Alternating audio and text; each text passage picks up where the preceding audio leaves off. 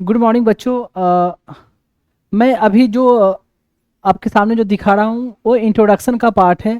हालांकि जब ये वीडियो आपके पास जब अवेलेबल होगा तब तक मैं बता दूं कि मैंने पॉलिटी की जो पूरी सिलेबस है ऑलरेडी ख़त्म कर दिया है।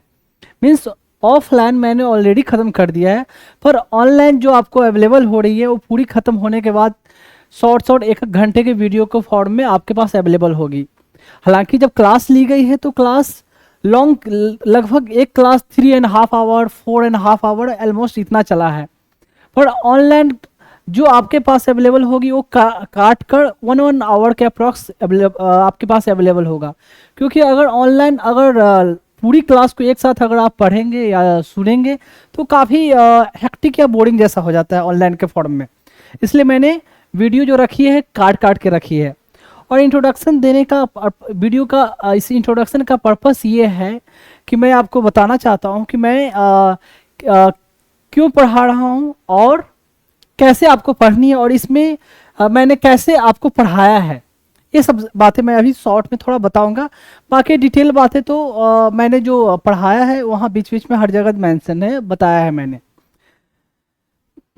पहली बात मैं बता दूं कि मैं जो जिस लैंग्वेज को मैंने पढ़ाने में रखा है तो नोट्स के फॉर्म में या स्लाइड के फॉर्म में देखें तो मैंने कंप्लीट इंग्लिश रखी है, पर एक्सप्लेन करने में मैंने मिक्स लैंग्वेज का इस्तेमाल किया है, हिंदी एंड इंग्लिश।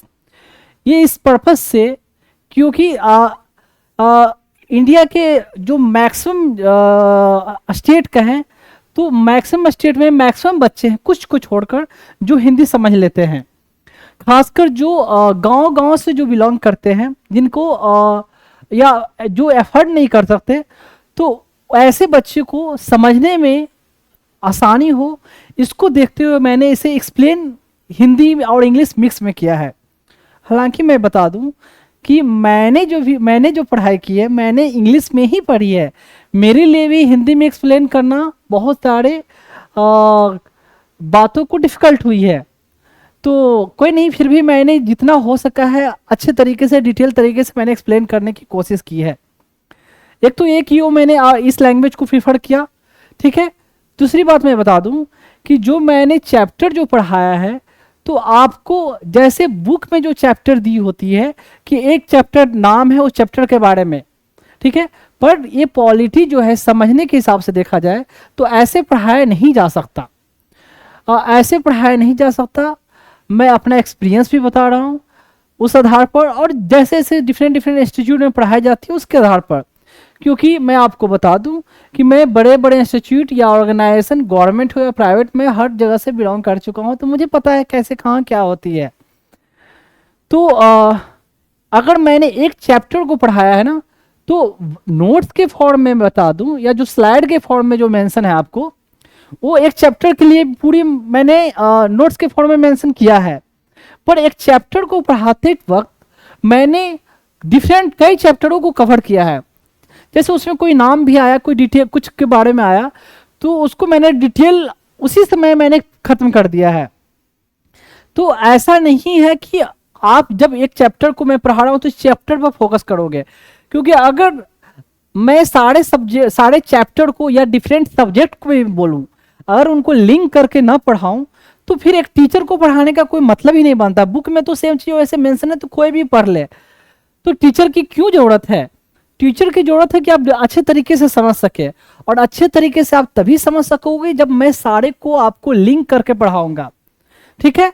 तो आप इसका इंतजार आप नहीं करोगे कि वो चैप्टर जब आएगा तो ही मैं पढ़ूंगा। मैं क्लियरली बता दूं, मैंने अगर मेरा आप 1 घंटे का वीडियो अगर आप सुनते हो तो उसको आपको कवर करने के लिए 4 to 5 आवर आपको पढ़ना पड़ सकता है।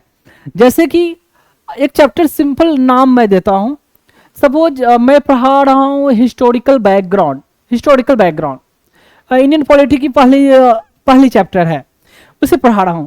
तो उसे पढ़ाने में हिस्ट्री के बहुत सारे चैप्टरों की बात आती है, तो मैं वहां उसको जाकर मैंने कवर किया है। तो जब भले ही आप ये चैप्टर एक पढ़ रहे हो, पर जब मैंने उन हिस्ट्री वाले पर्सपेक्टिव को भी कवर किया है, मॉडर्न हिस्ट्री हो या एंशिएंट हो, व्हाटएवर हो या मिडिवल हो, ठीक है, या कोई फिजिक्स का मैटर या केमिस्ट्री का मैटर, व्हाट एवर। तो जब मैंने वर्बली कवर किया है ना, तो आपकी ये रिस्पॉन्सिबिलिटी बनती है कि आप बुक में उस चैप्टर के बारे में जाओ, जो मैंने पढ़ाया वहां से आप पढ़ो।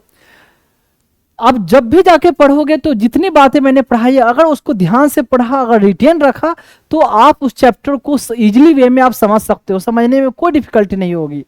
हालांकि मैंने कोशिश की है डेप्थ में जाने की, पर कभी कभी ये भी हो सकता है कि मैं हर एक पॉइंट को वर्बली कवर ना कर पाऊं दूसरे चैप्टर से रिलेटेड। जैसे जिस चैप्टर को मैंने नोट्स के फॉर्म में कवर किया है, उसे डिटेल तो मैं गया ही गया, इतना डिटेल मैं जा चुका हूं कि उतना डिफरेंट बुक्स में भी आपको नहीं मिलेगी, उस चैप्टर पर्सपेक्टिव से बोलूं। पर जिसको मैंने वर्बली कवर किया है ना, तो उसको माइट भी मैंने पूरी जितनी बुक है उससे बियॉन्ड नहीं गया, ठीक है, पर आपको बुक में जाकर पढ़नी है और आपको समझकर उसको याद करना है, ठीक है। तो ऐसे, तो इसलिए मैंने बोला ना कि आप अगर सर्च कर देखोगे ना, तो सर्च करके कुछ चैप्टर का नाम ही आएगा, पर ऐसा लगेगा कि एक चैप्टर को रहते हुए बड़े में जब आप सुनोगे ना अगर, तो लगेगा कि बहुत सारे चैप्टर खत्म हुई है, ठीक है। तो इसलिए मैंने ये बता दिया कि आपको उतनी मेहनत करनी है साथ में। और इस एग्जाम को, जो एग्जाम के लिए मैं पढ़ा रहा हूँ सिविल सर्विसेज के लिए, तो इस एग्जाम को क्वालिफाई करने के लिए कोई शॉर्ट फंडा नहीं होता या कोई क्रैश कोर्स नहीं होता है कि कोई किसी को 1 मंथ का कोर्स करा दे और you will be able to qualify. Nothing happens like that, I am telling you clearly, मैं आपको क्लियरली बता दूं। इस एग्जाम की छोड़ दो, यहां तक कि कोई ग्रुप डी के एग्जाम के लिए भी बात कर दूं ना, तो उस एग्जाम को क्वालिफाई करने के लिए किसी को 1 महीने का क्रैश कोर्स करवा दिया जाए और वो क्वालिफाई हो जाए, ऐसा नहीं होता है। अगर कोई ऐसा करते हैं तो आप खुद समझ लो ऐसा नहीं हो सकता। जब तक आप पहले से डेप्थ में नहीं गए हो, पढ़े नहीं हो, तब तक क्वालिफाई नहीं कर सकते। जब मैंने यहां पढ़ाया है तो मैंने प्रीलिम्स, मेंस, इंटरव्यू, ठीक है, प्रीलिम्स, मेंस, इंटरव्यू तीनों को पर्सपेक्टिव को देखते हुए मैंने कवर किया है कि प्रीलिम्स को ऐसा नहीं कि जब पढ़ाई जाती है तो प्रीलिम्स के लिए अभी पढ़ेंगे, मेंस के लिए बाद में पढ़ेंगे और वो क्वालिफाई होने के बाद इंटरव्यू की तैयारी करेंगे। बिल्कुल नहीं, ऐसा नहीं होता है। तो बीच बीच में हर चीज को मैंने डिस्कस किया है, जो मेरा भी एक्सपीरियंस रहा है, एक तो ये सब चीज, तो सारी चीज को मैंने कवर की है। अब खुद पढ़ोगे, जब सुनोगे, देखोगे, तो आपको खुद ये पता चल जाएगा।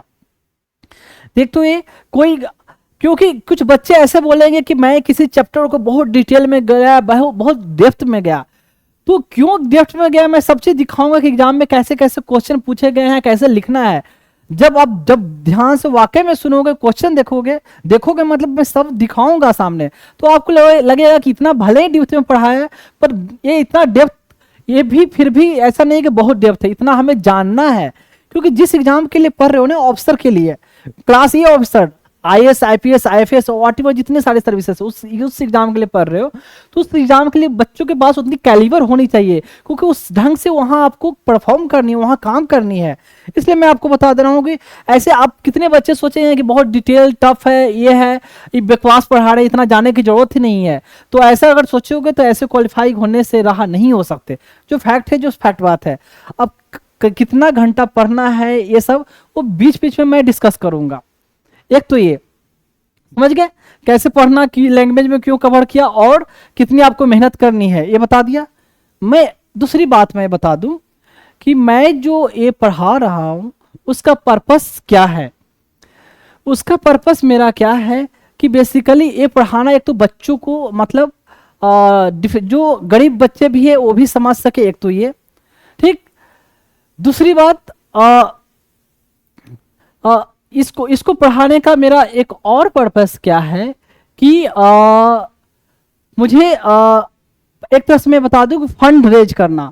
उन बच्चों के लिए मैं फंड रेज करना चाहता हूं जो बच्चे ऑर्फेन या अनाथ है, जिनके कोई नहीं है दुनिया में, माँ बाप कोई नहीं है, ठीक है। तो उन बच्चों के लिए मैं फंड रेज कर रहा हूं। और दैट्स मैं पर्सनली बता दूं कि मेरा ये जो ड्रीम है, गोल है, लक्ष्य है, व्हाटएवर बोले आपको, कि इंडिया के हर स्टेट से मिनिमम मैं एक बच्चे को मैं अडॉप्ट करूं, मिनिमम एक, हर इंडिया के हर एक स्टेट से। तो उसे, उन बच्चों को नर्चर करने के लिए, नरिश करने के लिए, परवरिश करने के लिए मुझे सफिशिएंट अमाउंट की जरूरत है। तो उसके लिए एक तो ये पढ़ा रहा हूं ताकि मैं फंड रेज कर सकूं बच्चों के लिए, ठीक है। एक चीज मैं बता दूं कि जो मैं पढ़ाऊंगा तो मैंने जिस टाइप की जो आपको क्वालिटी दी है, आपको ये देने की कोशिश की है, तो आपको अगर किसी इंस्टीट्यूट में आपने पढ़ा होगा या जिन्होंने भी पढ़ा होगा, आप कंपेयर कर लेंगे, मैंने मैक्सिमम से मैक्सिमम बेस्ट से बेस्ट देने की कोशिश की है। ठीक है, तो ऐसा नहीं है कि मैं ही बेस्ट हूँ, बेस्ट तो कोई भी हो सकते हैं, पर डिफरेंट डिफरेंट इंस्टीट्यूट में भी अच्छे तरीके से पढ़ाई जाती है, पर उनका टाइम कंस्ट्रेंट, मतलब टाइम की कमी हो जाती है कि वो 2.5 घंटे या 3.5 घंटे का होता है एक क्लास, मतलब पर डे का क्लास। तो 9 महीने 10 महीने 11 महीने में सिलेबस खत्म करते हैं, तो कैसे खत्म कर पाएंगे? मैं भी रह चुका हूँ वहां से, तो मुझे पता है, पर मेरे पास ऐसा कोई रिस्ट्रिक्शन है नहीं, तो मैंने पूरी डिटेल में पढ़ाई है।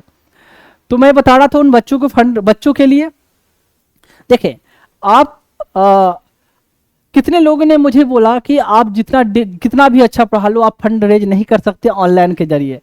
ट्रू, चलो कोई मान लिया भी जाए, पर जिनको ये खुद रियलाइज होगा वो खुद देंगे, कोई कंपलसरी नहीं है। और कि कोई ऐसा मेरे पढ़ाने में ऐसा नहीं है कि जब तक आप लिंक को पेमेंट नहीं करोगे आप आगे देख नहीं सकते।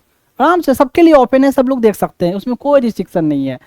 तो देने की जब इच्छा हुई, जो मैं काम कर रहा हूँ, मैंने भी कभी नहीं सोचा था कि I will be able to do this thing, या मुझे ये काम करूंगा। जैसे आम लोगों की तरह सबकी होती है कि एक अफसर बनकर बढ़िया से एक अच्छी तरीके से लाइफ गुजारनी है। मैंने भी लगभग जब आप लोग की उम्र में था तो ऐसे ही सोचा था, पर कब लाइफ में क्या चेंज हो जाती है पता नहीं होता, और कब हो जाता है। तो ऐसे जिनको खुद लगेगा अगर ईश्वर ने, खुदा ने, अल्लाह ने, वाहिगुरु ने और जीसस ने जब मुझे ये अपने आप में मन में ये करने के लिए लाया भावना, तो सामने वाले के मन में खुद आ जाएगी।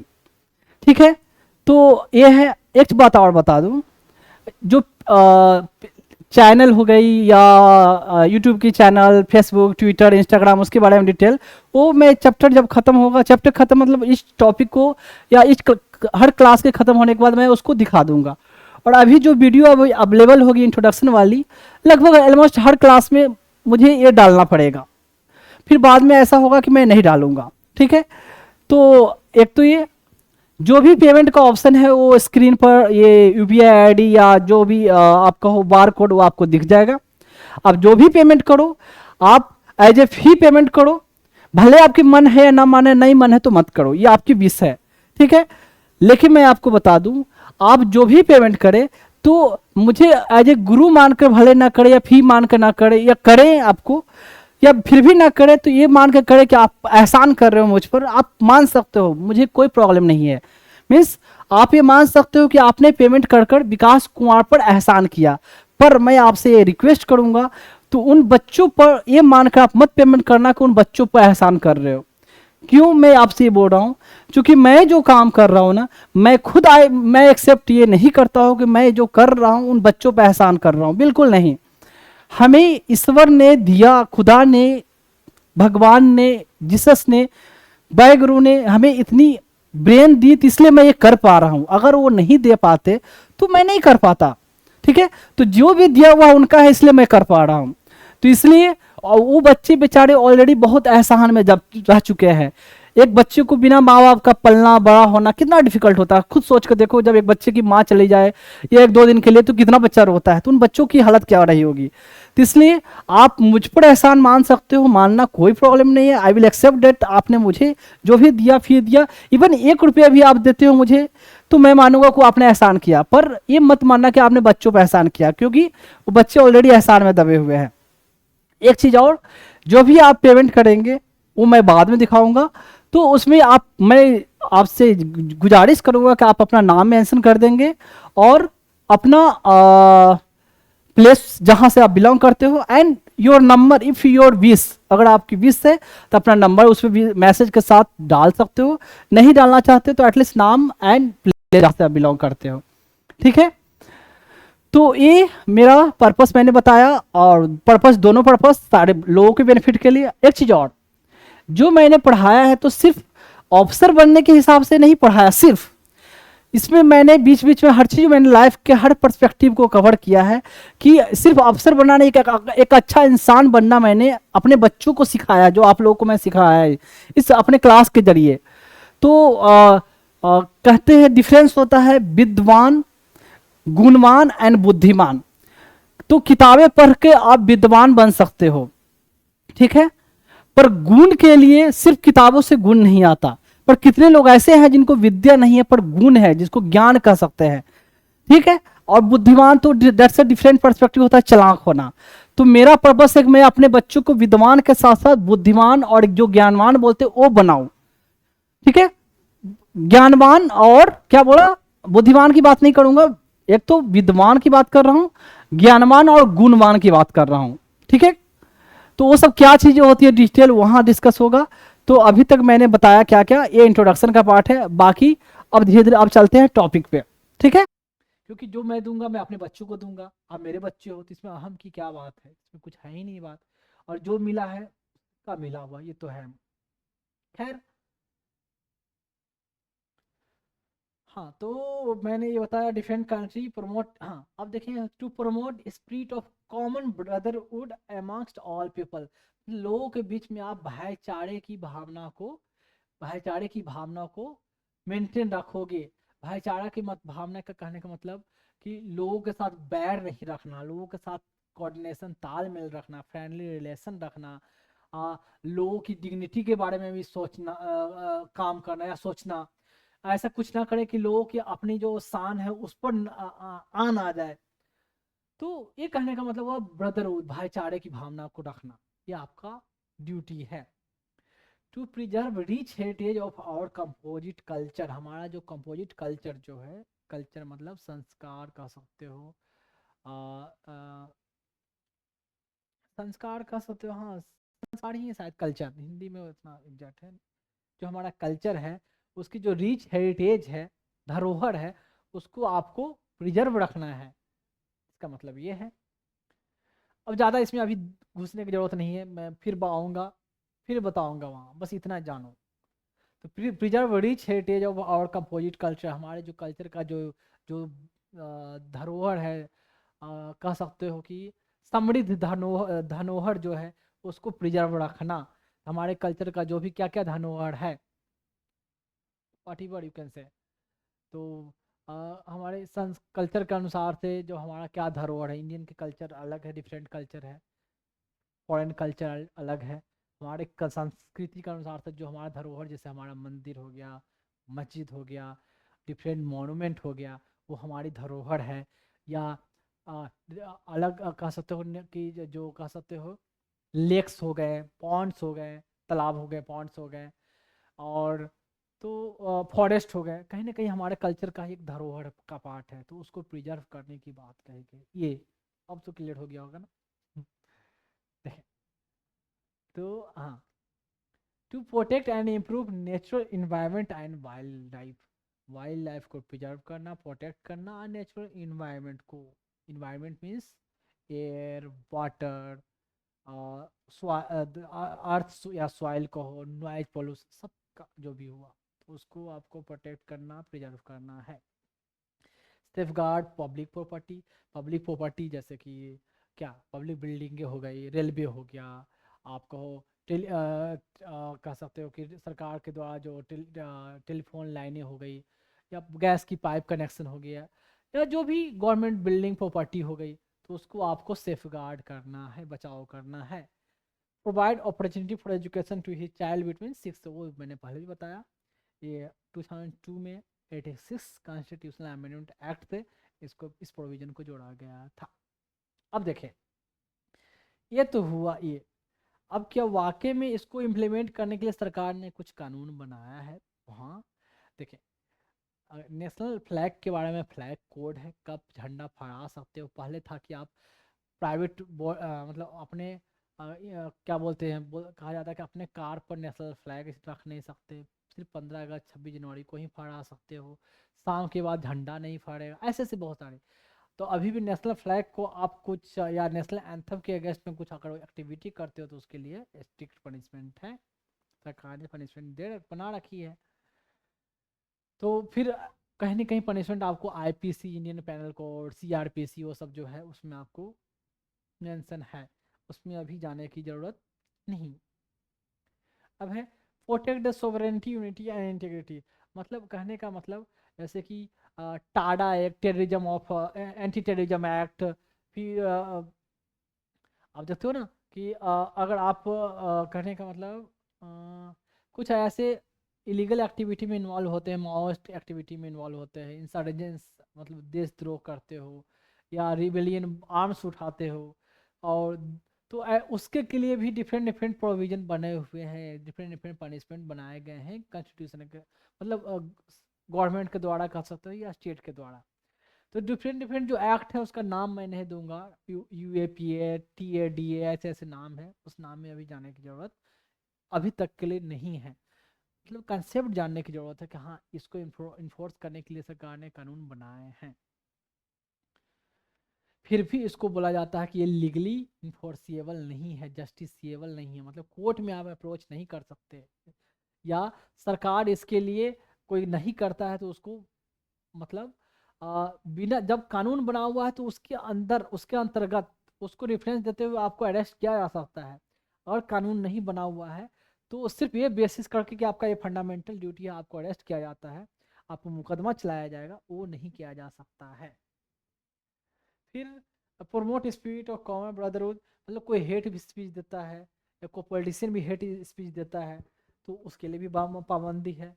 रिप्रेजेंटेशन ऑफ पीपल एक्ट 1951, 52 इस सब में उसका प्रोविजन है, हेट स्पीच नहीं दे सकते।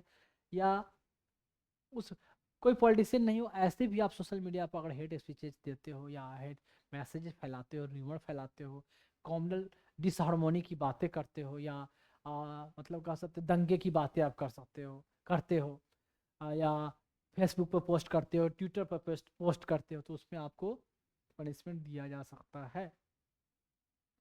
या किसी कम्युनिटी को आप भड़का रहे हो तो भी आपको उसके लिए सरकार ने पनिशमेंट बना रखा है। प्रिजर्व रिच हेरिटेज ऑफ और कंपोजिट कल्चर, जैसे आप कुछ मोनूमेंट है, बिल्डिंग हो, उसको अगर तोड़ने की कोशिश करते हो उसके लिए भी सख्त पनिशमेंट है, उसके लिए भी आपको अरेस्ट किया जाता है, बना रखा है सरकार ने पनिशमेंट। फिर नेचुरल इन्वायरमेंट, वाइल्ड लाइफ, तो भाई वाइल्ड लाइफ का तो भाई बहुत डेंजरस पनिशमेंट है। कहीं मतलब आपने मोर को मार दिया, नेशनल जो क्या है मोर है, नेशनल बर्ड को उसको दर्जा दिया गया है, अगर उसे मार दिया तो भाई, तो ऐसे ही नेचुरल इन्वायरमेंट को आपको प्रिजर्व रखना है। And safe guard public property, public property में जैसे लोग कभी कभी कभी स्ट्राइक करते हैं, प्रोटेस्ट करते हैं, तो पब्लिक प्रॉपर्टी जला दिया। जैसे आपने देखा था कि यूपी में क्या हुआ, कि जब मुस्लिम कम्युनिटी प्रोटेस्ट कर रही थी, तो किस बात के लिए प्रोटेस्ट कर रही थी, शायद आई थिंक जो इसके लिए प्रोटेस्ट किया जा रहा था, मैं बता दूं, जो सिटीजनशिप अमेंडमेंट एक्ट जो ला रहा था और NRC, इसके लिए प्रोटेस्ट जब चल रहा था, तो वहाँ बहुत सारे प्रॉपर्टी को जब प्रोटेस्ट हो रहा तो लोग जलाया या तोड़ दिया। बाद में सरकार ने उनको पनिशमेंट दी कि जिन्होंने जिनका नाम इन्वॉल्वमेंट है उनको इतना फाइन, इतना पेनल्टी, ऐसे ऐसे पनिशमेंट ये देना पड़ेगा, या इतने महीने की जेल की सज़ा होगी। तो ऐसे, वो तो वहाँ की बात मैंने एग्जांपल दिया, ऐसे भी आप कहीं भी तोड़ फोड़ ऐसे पब्लिक प्रॉपर्टी को करते हो तो आपको अरेस्ट किया जा सकता है, और उसके लिए भी पनिशमेंट मेंशन है। और provide opportunity for education for child between 6 से 14 ईयर, देखो आप अगर नहीं एजुकेशन देते हो तो पनिशमेंट यहाँ नहीं सरकार ने मेंशन किया है, पर पनिशमेंट अगर ना एजुकेशन दे के उनको काम में लगा रहे हो, काम करवा रहे हो उस फैक्ट्री में ये, तो आप कोई कंप्लेन अगर कर दे या बच्चा खुद कंप्लेन कर दे तो आपको अरेस्ट किया जा सकता है, उसके लिए भी प्रोविजन मेंशन है। ये हुआ फंडामेंटल ड्यूटी। अब देखिए जो पहले मैंने छोड़ा था, कुछ छोड़ा था या नहीं छोड़ा था, देख लेता हूँ, देखते हैं कुछ छोड़ा था या नहीं। Population Committee, District Constitutional Amendment Act, a DPSC are also non-justiciable है, and that it cannot be no legal sanction against their violation. However, Parliament is free to enforce them by suitable legislation. कहीं ना कहीं कुछ मैंने discuss कर दिया। अब है सेकुलर स्टेट। देखिए सेकुलर स्टेट को हिंदी में बोला गया धर्मनिरपेक्ष, क्या, धर्मनिरपेक्ष राज्य या पंथ निरपेक्ष राज्य, हिंदी में अजीब नाम है धर्मनिरपेक्ष। धर्मनिरपेक्ष तो होता है पंथ निरपेक्ष, ठीक। तो देखिए सेकुलर का क्या मतलब, थोड़ा मैंने थोड़ा डिफाइन जो है वो सब कर दिया है। सेकुलर स्टेट का मतलब होता है means state protect all religion equally. Secular का मतलब धर्मनिरपेक्ष है, तो स्टेट क्या करेगा, प्रोटेक्ट करेगा, सारे रिलीजन को इक्वली प्रोटेक्ट करेगी, और gives equal respect to all religion, सारे रिलीजन को बराबर रेस्पेक्ट आदर दिया जाएगा, सबको इक्वल रेस्पेक्ट दिया जाएगा, सबको इक्वली तरीके से प्रोटेक्ट भी किया जाएगा। कहने का मतलब रिलीजन के साथ स्टेट का रिलेशन है यहाँ। स्टेट ने ये नहीं बोला कि हमारा किसी रिलीजन से कोई मतलब नहीं है, हम ना किसी रिलीजन को तोड़ने की कोशिश करेंगे, ना जोड़ने की कोशिश करेंगे, ना बचाने की कोशिश करेंगे, ना बिगाड़ने देने की कोशिश करेंगे। ये नहीं स्टेट कहता है। स्टेट कहता है सारे रिलीजन को मैं प्रोटेक्ट करूंगा, सारे को रिस्पेक्ट करूंगा। ये पॉजिटिव कंसेप्ट ऑफ सेकुलरिज्म, ठीक है, इसको कहा जाता है पॉजिटिव कंसेप्ट। क्यों, इसका कोई कोई निगेटिव कंसेप्ट भी होता है क्या, वो बताता हूँ आगे देख। And does not itself uphold any religion as the state religion, कोई भी रिलीजन को स्टेट का रिलीजन नहीं, या ऑफिशियल रिलीजन कहो, या पूरे स्टेट का ये डिक्लेयर करे कि हमारा स्टेट रिलीजन है, उसको ऐसे कोई किसी को अपहेल्ड नहीं करेगा, अपहोल्ड स्टेट अपहोल्ड नहीं करेगी, समर्थन नहीं करेगी इस चीज़ का कि किसी रिलीजन को डिक्लेयर कर दिया जाए स्टेट रिलीजन। अब स्टेट रिलीजन कहीं क्या है भी क्या, मैं आगे बताऊंगा, पहले ये जो है इसको समझ ले, ठीक है। State religion, while western concept of जो सेकुलरिज्म है, वेस्टर्न कंसेप्ट ऑफ सेकुलरिज्म का मतलब है it's complete separation between religion and the state. Western concept में सेकुलरिज्म का मतलब कि स्टेट और रिलीजन के बीच में कोई रिलेशन नहीं, हम स्टेट रिलीजन में इंटरफेयर करेगी ही नहीं। तो इसको कहा गया कि रिलीजन में मतलब ना किसी को, कहने का मतलब हमारा कंट्री क्या है, स्टेट सबको प्रोटेक्ट करेगी, सबको रेस्पेक्ट करेगी, और यहाँ वेस्टर्न कंसेप्ट में है हम सबको प्रोटेक्ट भी नहीं करने जा रहे हैं, ना सब किसी को हम बर्बाद करने की भी कोशिश नहीं कर रहे हैं, हमारा रेस्पेक्ट करना या डिसरेस्पेक्ट करना इसमें भी हमारा कोई इन्वॉल्वमेंट नहीं है। तो वो हुआ निगेटिव कंसेप्ट ऑफ सेकुलरिज्म जो वेस्टर्न कंट्री में है, ये हुआ। आगे और मैं बताऊंगा तो ज़्यादा कंसेप्ट क्लियर होगा। कहते हैं secularism is a basic feature of constitution, मतलब एक कॉन्स्टिट्यूशन मतलब सुप्रीम कोर्ट ने डिफरेंट जजमेंट में ये सब बार बार मेंशन किया है कि सेकुलरिज्म है वो हमारा कॉन्स्टिट्यूशन का बेसिक फीचर है। बोमई केस एक आएगा आपको 1992 का, और कई जजमेंट है जिसमें सुप्रीम कोर्ट ने ये मेंशन किया है कि सेकुलरिज्म ये basic feature of constitution, basic feature of constitution. चलो आगे होगा डिस्कस, जजमेंट वजमेंट ये सब है, सब मैं बताऊंगा। बहुत इंपॉर्टेंट टॉपिक है, इंपॉर्टेंट क्या, हर चीज़ इंपॉर्टेंट है। कहोगे कि सर हर चीज़ को आप ऐसे ही बोलते, बहुत इंपॉर्टेंट है, बोलता भी हूँ दिखाता भी तो हूँ ना कि क्या कैसे इंपॉर्टेंट है, आया भी क्वेश्चन है, आते भी हैं पहले भी और आएंगे भी। तो ये रहा। अब देखें, term secular was inserted in the preamble by 42nd amendment act, मतलब प्रियम्बल जब शुरू में, जब प्रियम्बल का हिंदी प्रस्तावना, तो प्रियम्बल बताया था मैंने, तो उसमें स्टार्टिंग में जो प्रियम्बल, मैंने पहले वाला चैप्टर जाओगे तो मैंने जब कॉन्स्टिट्यूशन जब शुरू में फ्रेम किया गया तो उस समय प्रियम्बल में क्या क्या था, और जब बाद में अभी के प्रियम्बल में क्या क्या चेंजेस लाए हैं, दोनों को मैंने फोटो दिखाकर कंपेयर करके आपको दिखाया था।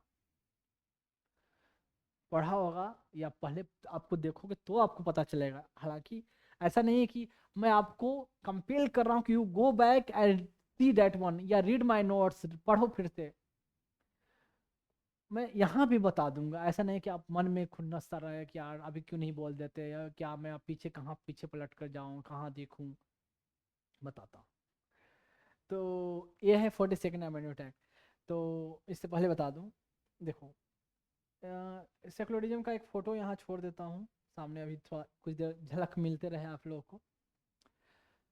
42nd अमेंडमेंट एक्ट में किसने सेकुलरिज्म को, शुरू में जो अभी का प्रेम्बल क्या है, we the people of India solemnly resolve to constitute India into sovereign socialist democratic republic, है ना, सोवरेन है, सोशलिस्ट है, सेकुलर है, डेमोक्रेटिक है, रिपब्लिक।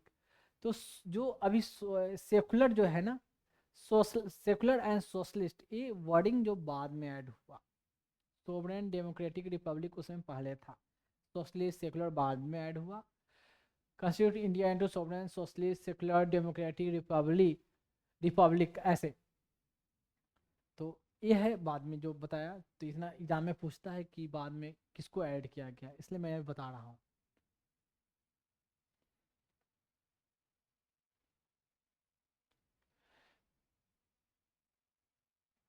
अब देखें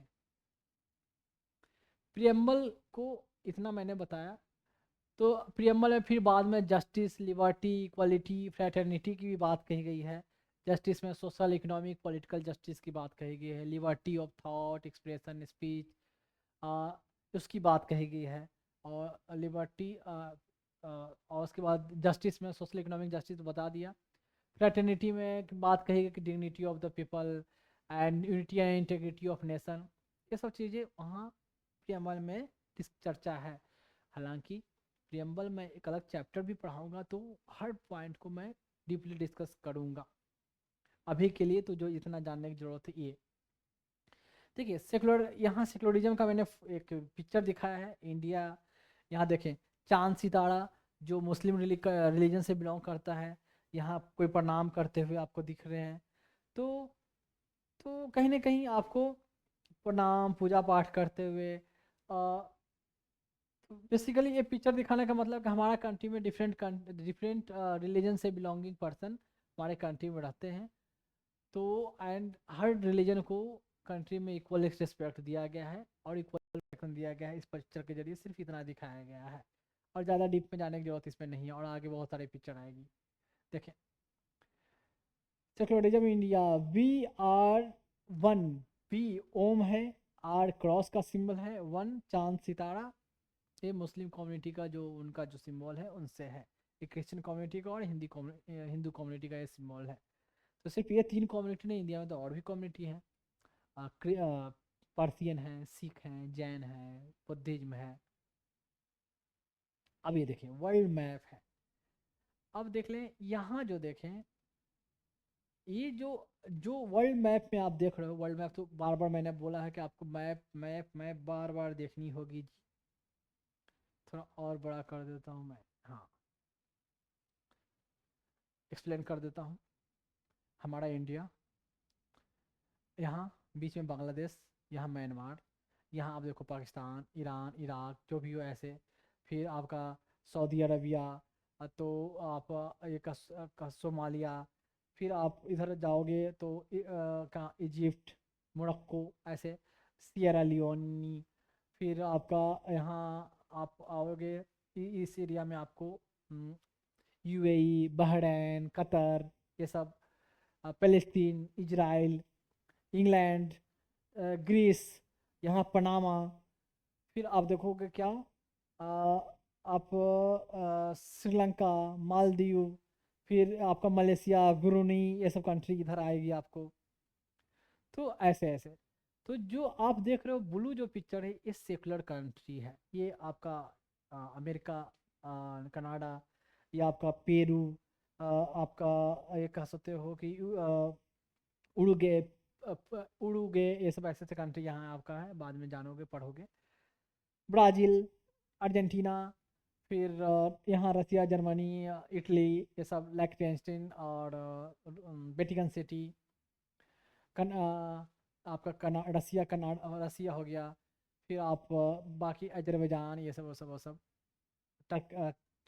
तुर्कमेनिस्तान, सॉरी टर्की, और चाइना, तिब्बत, सॉरी तिब्बत, इधर ये भूटान, नेपाल, भूटान, म्यांमार।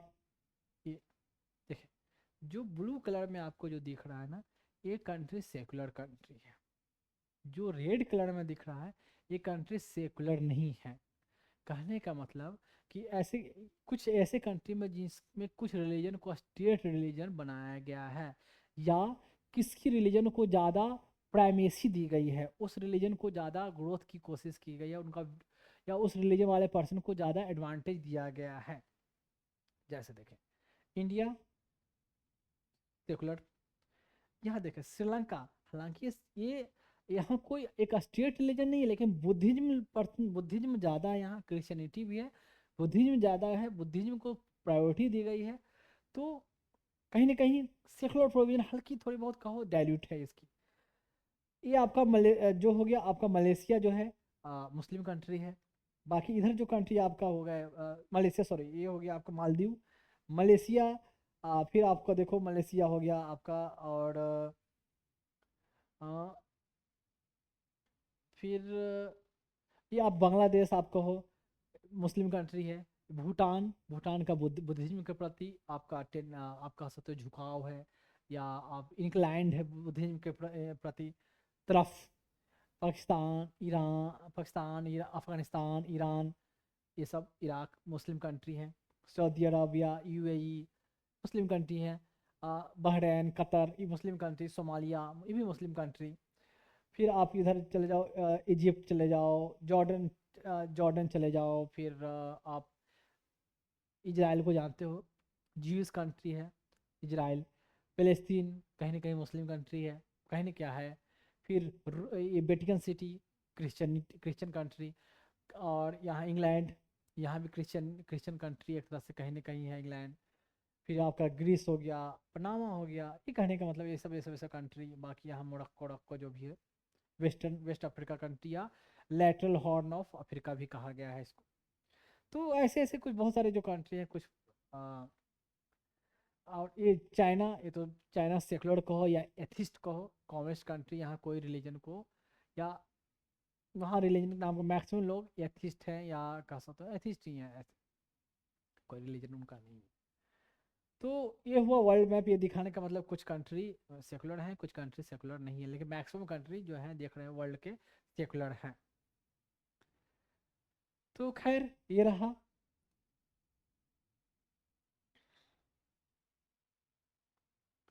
अब देखा जाए, हाँ, तो चलते हैं। अब है सेकुलर प्रोविजन कैसे है हमारे कंट्री में। तो इसके लिए मैं अभी बता दूं, यहाँ चलते हैं। देखिए, following provision tell the secular character of, ये सारे जो कुछ कुछ प्रोविजन है जो दिखाता है कि हमारा कंट्री जो है सेकुलर है। तो सेकुलर तो इसमें ऐड किया गया प्रियम्बल में। आगे पॉइंट चलते हैं हम लोग। तो आगे में देखा जाए तो सेकंड पॉइंट में देखा जाए तो जो प्रियम्बल क्या है सिक्योर करता है, जो अभी मैंने बताया था, प्रियम्बल सिक्योर क्या करता है, लिबर्टी। प्रियम्बल में मेंशन है ना, जस्टिस, लिबर्टी, इक्वालिटी, फ्रेटर्निटी की बात है, मेंशन है। तो लिबर्टी क्या है, लिबर्टी ऑफ बिलीफ का लिबर्टी है। फेथ, बिलीफ मतलब आस्था, फेथ मतलब विश्वास, वर्षी मतलब पूजा अर्चना करना। सारे सिटीजन को ये प्रियम्बल सिक्योर करता है कि ये सब राइट उनको मिले। हालांकि प्रियम्बल जो है वो भी इन्फोर्सिएबल नहीं है, मैं बता दूं, जस्टिसिएबल नहीं है। कि प्रियम्बल में मेंशन है तो आप उसको बेस बनाकर कोर्ट अप्रोच कर सकते हो, ये मैं बता दूं अभी। तो लेकिन कहीं ना कहीं प्रियम्बल है जो हमारे कॉन्स्टिट्यूशन का एक इंट्रोडक्शन है, परिचय है। और प्रियम्बल को ध्यान में रखते हुए कॉन्स्टिट्यूशन के बहुत सारे प्रोविजन को बनाया गया है, या कॉन्स्टिट्यूशन का कहीं ना कहीं समरी या सारांश, या कॉन्स्टिट्यूशन का जो आपका सत्य आधार जो है प्रियम्बल में मेंशन किया गया है। तो प्रियम्बल में वो कहा गया, लिबर्टी की बात कही गई, तो सबको आज़ादी होगी अपना फेथ का, बिलीफ का पूजा करने का। अब मैं बता दूं थोड़ा हिंदी में, देखें बिलीफ का मतलब और फेथ का मतलब। बिलीफ मतलब हुआ विश्वास, और फेथ मतलब हुआ, देखें, पूजा अर्चना लोगों को बिलीव है, फेथ है। बिलीव विश्वास करना, फेथ मतलब हो गया आस्था है। तो आस्था अलग चीज़ हो गया, विश्वास अलग चीज़ है, कहीं ना कहीं थोड़ा बहुत आगे पीछे है। तो मैं सिंपल वे में समझा देता हूँ। हमें भगवान में क्या है, फेथ है ना, आस्था है हमें। ठीक है, भगवान में हम आस्था करते हैं कि हमें भगवान हमें बचाएंगे। हम अच्छे कर्म करेंगे तो भगवान हमें बचाएंगे, हमें ध्यान देंगे, हमारे साथ बुरा नहीं होगा। ठीक है, तो गॉड विल सेव यू। तो कहते हैं जाओ मेरे बच्चे, गॉड विल सेव यू, कहते हैं ना। तो आपका भगवान के प्रति फेथ है, विश्वास है। अगर क्या आप 20 मंजिले से गिरोगे तो आपको विश्वास है ना कि भगवान रक्षा करते हैं, बचाते हैं। तो क्या भगवान हैं, इस पर आस्था भी है भगवान में। ठीक है, और हमारे साथ कभी गलत नहीं किए, नहीं गलत करेंगे। तो क्या 20 मंजिले से कूदोगे तो क्या आपको ये भगवान, आपको नीचे गिरोगे तो मरोगे नहीं, क्या आपको भगवान बचा लेंगे? तो क्या आपका आंसर रहेगा? नहीं। मैक्सिमम चांस है नहीं, नहीं बच सकते। वो 20 मंजिले से अगर डायरेक्ट गिरे ज़मीन पर, नीचे ज़मीन पर, तो बचने का चांस नहीं है। क्या भगवान में आपका फेथ खत्म हो गया? फेथ है ना, आस्था है, पर भगवान में ये बिलीव नहीं है कि मैं गिरूंगा तो भगवान हमें बचा लेंगे। तो यहाँ बिलीव ये हुआ, बिलीव है आपको कि फेथ है भगवान बचाएंगे, बचाते हैं, लेकिन इस बात के लिए हमें भगवान पर बिलीव नहीं है कि भगवान हम गिरने पर हमें बचा लेंगे। ये हुआ बिलीव, फेथ हुआ आस्था, बिलीव हुआ विश्वास, ये चीज हुआ, इसलिए वर्डिंग यूज किया गया है। तो सबका अपना अपना फेथ होता है। अब बिलीव अलग चीज हुआ, फेथ अलग चीज हुआ, और वर्शिप मतलब पूजा अर्चना करना, ये हुआ पूजा करना। पूजा करना मतलब आप नमाज भी पढ़ रहे हो, that is also called worship. आप ये कर रहे हो तो भी वर्शिप, आप प्रे कर रहे हो तो वो भी वर्शिप। आप गुरुद्वारा में जाके भगवान को मतलब बाई गुरु या नानक साहब जो भी हो उनको याद कर रहे हो, that is also called worship. बौद्ध जो अपने तरीके से जो कर रहे हैं तो वही वर्शिप है, वर्शिप में आएगा। तो इसमें जब लिबर्टी की बात कही गई तो इसमें ये नहीं कहा गया क्या कि इस रिलीजन को ही पार्टिकुलरली ये दिया जाएगा, कोशिश करेगी सरकार इसके लिए, या कॉन्स्टिट्यूशन में सिर्फ इस रिलीजन, बिना किसी रिलीजन के भेदभाव करते हुए सबको सिक्योर किया जाएगा बिलीफ, फेथ एंड वर्शिप का राइट, सबको। तो ये सेकुलर प्रोविजन हुआ, कहने का मतलब state shall not deny any person, किसी को डिनाई नहीं करेगा, एनी पर्सन, किसी person, equality before the law, कानून के सामने, जो आर्टिकल 14 वाली बात कही थी मैंने, इक्वलिटी बिफोर लॉ, कानून के सामने सबको इक्वलिटी का दर्जा दिया जाएगा, बराबर सबके लिए कानून होगा। एंड सबके सामने कानून का कानून के का जो बचाव उनके लिए किया जाएगा, सबके लिए बराबर ही किया जाएगा, इक्वल प्रोटेक्शन ऑफ लॉ। मतलब कहने का मतलब shall not deny to any person, किसी पर्सन को इक्वल प्रोटेक्शन ऑफ लॉ के लिए ये भी डिनाई नहीं किया जाएगा। मैं थोड़ा लिख दूं, जनरली आप कहोगे कि आप लिखते कम हो, बोर्ड पे मैं लिखता नहीं हूँ, कम लिखता हूँ, लिखता ही कहाँ, कम की बात छोड़, लिखता ही कहाँ, क्योंकि मैं इतना कंटेंट देता हूँ ना, अगर मैं लिखने लग जाऊँ ना उतना मैं दे नहीं पाऊंगा। ऑलरेडी मैं इतना, आप जानते हो, डीप बताता हूँ आपको, कहीं भी जाओगे किसी बुक में पढ़ोगे तो इतना डीप आपको नहीं होता है। तो ऐसा नहीं कर रहा हूँ कि सिर्फ मैं ही इतना डीप डीप बताता हूँ, और भी बताने वाले हो सकते हैं, क्योंकि मैंने पहले ये बोला कोई भी बेस्ट नहीं होता है, रिलेटिवली होते बेस्ट। तो रिलेटिवली बेटर, इंसान कभी बेस्ट कैसे हो सकता है? बेस्ट तो सिर्फ वो है, हम बेस्ट बनने की कोशिश कर सकते हैं। तो खैर, तो थोड़ा अभी अब जब आया तो लिख देता हूँ, कुछ लिखूंगा नहीं, थोड़ा बहुत उसको मैं रफ एंड टफ कुछ कुछ करूँगा अभी। देखें, shall not deny any person, एक तो इक्वलिटी बिफोर लॉ, और एनी पर्सन को कह सकते हैं, और द, इसी के लिए the equal protection of law, किसी के लिए भी कानून का बराबर तरीके से प्रोटेक्शन किया जाएगा, किसी पर्सन के लिए उसको भी डिनाई नहीं कर सकता स्टेट। अब इक्वलिटी बिफोर लॉ समझाया था, इक्वल प्रोटेक्शन लॉ मतलब, कहने का मतलब था इक्वलिटी बिफोर लॉ, कानून के सामने कोई भी बड़ा या कोई भी छोटा नहीं है, सब बराबर हैं, कानून किसी में भेदभाव नहीं करता, ठीक है, किसी को स्पेशल प्रिविलेज कानून नहीं देता, वो हुआ equality before law. Equal protection of law का कहने का मतलब समान कंडीशन में कोई समान जगह हो तो सबके लिए इक्वल लॉ अप्लीकेबल होगा, कानून से बढ़कर कोई भी नहीं है, मतलब ऐसे घूम फिर कर सब ये कहने का मतलब होता है इसका।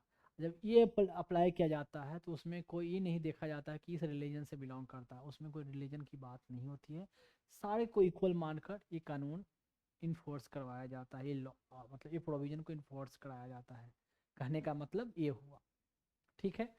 तो इसमें कहीं भी मेंशन नहीं है कि इस पर्टिकुलर रिलीजन को ग्रोथ के लिए, डेवलपमेंट के लिए, इम्प्रूवमेंट के लिए जो भी हो, या इस पर्टिकुलर रिलीजन के लिए अलग कानून है, इस पर्टिकुलर रिलीजन के लिए कुछ कुछ एक्सेप्शन है जो मैंने आपको पहले डिस्कस किया है, या बाद में तो डिस्कस करूँगा ही करूँगा।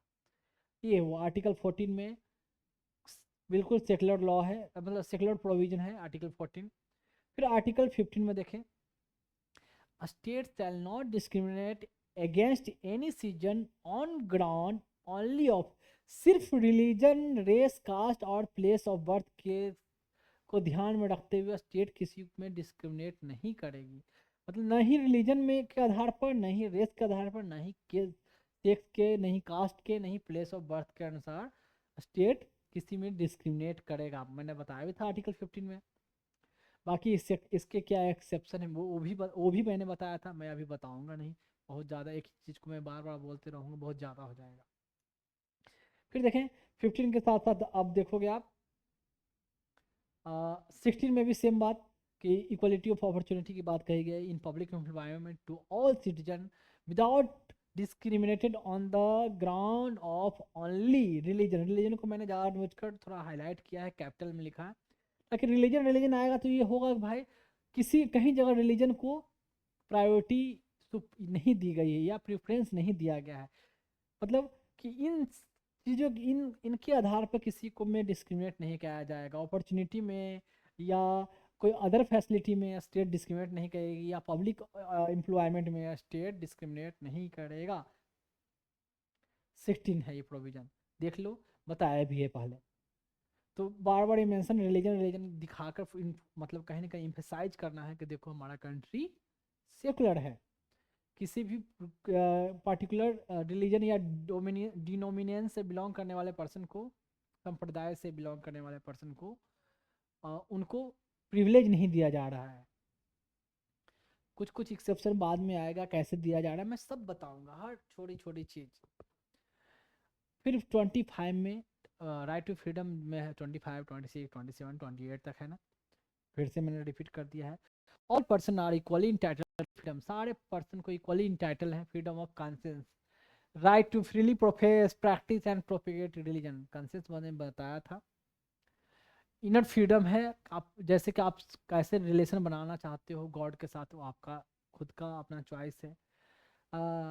प्रोफेस कैसा कर सकते हो, अपने रिलीजन को डिक्लेयर कर सकते हो कि हाँ मैं इससे बिलोंग करता हूँ, फ्री हो। प्रैक्टिस कर सकते हो, जैसे पूजा करना है, अर्चना करना, हवन करना, उसके अनुसार से। और रिलीजन का प्रचार कर सकते हो। तो सारे रिलीजन को इक्वली राइट है। ऐसा नहीं है कि सिर्फ एक रिलीजन के लिए ये बनाया गया कि आप ही कर सकते हो, इस रिलीजन के या हिंदू के या मुस्लिम के, सबके लिए।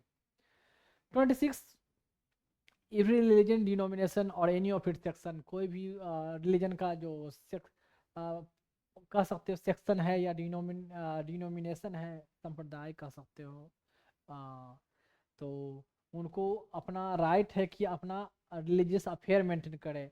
कहने का मैनेज मतलब मैनेज इट्स रिलीजियस अफेयर, मतलब कहने का मतलब अपना रिलीजियस इंस्टीट्यूशन इस्टेब्लिश करना, उसका एडमिनिस्ट्रेशन करना, उसके एम्प्लॉय को उसको कौन कौन रहेंगे, उसका नियम कानून बनाना।